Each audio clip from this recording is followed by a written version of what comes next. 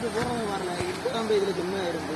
ஆமா அது போதும் இல்லை இதுக்கு தண்ணி இருந்தால் ஃபோல்ஸாக இருக்கும் அடி பப்ளிக் அது வேறு கிழிச்சாச்சு.